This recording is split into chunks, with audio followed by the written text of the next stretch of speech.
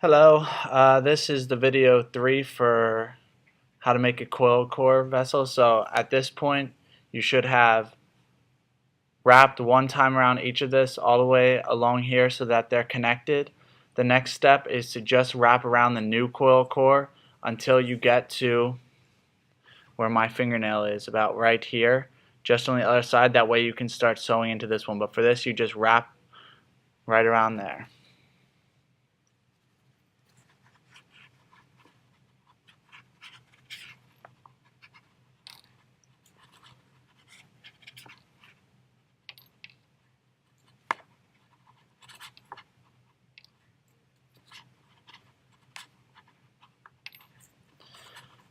See, I'm just wrapping around the outside so it's just coming up off of it.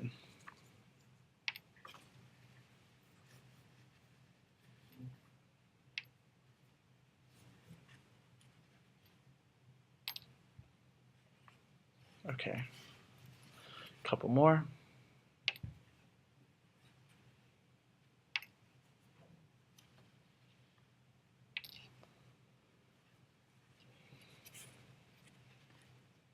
Okay, once you reach this spot,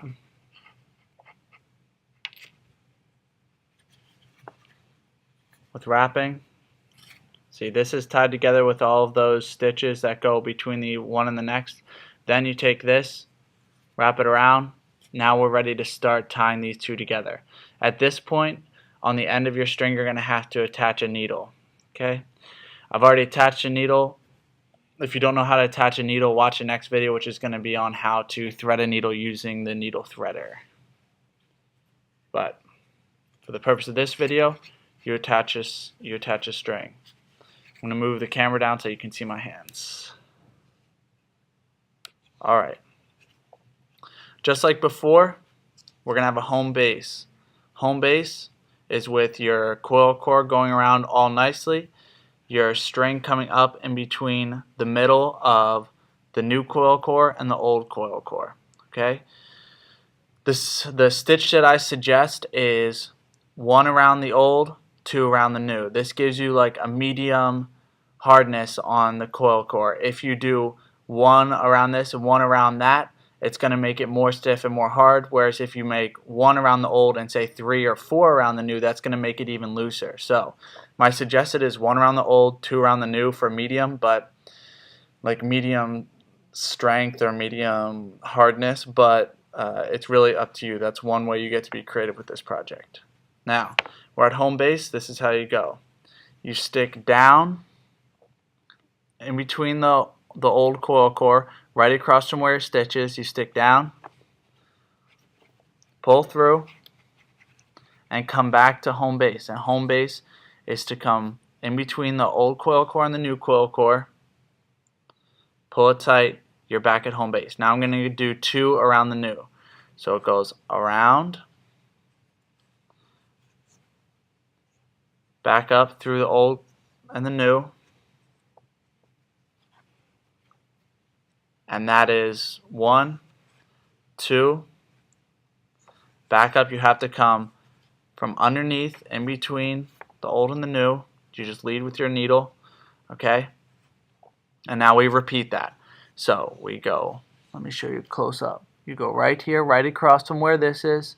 In between these two, you poke down. And then what do you have to do? You have to come back to home base. So to come back to home base, you go up in between the old coil core and the new coil core. Pull back. Now you're at home base. Then I do 2 around the outside. So I go around the outside of the new one, come up in between, pull that tight, and again. It's important to remember with threading the needle that you never tie a knot around it because it's going to make it hard, okay? Now, last thing I want to show you is what not to do. Do not do this. After you poke through here, you're going to go for that 1 again. One way that you can lose a lot of points with this project is if after you poke through there, instead of coming back to home base, what you do is you come around the outside. Don't do that. Bad. Because when you do that, what happens is you get a bridge, which looks like that. See how that comes over there? And it makes that bridge it comes across? That's not what you want.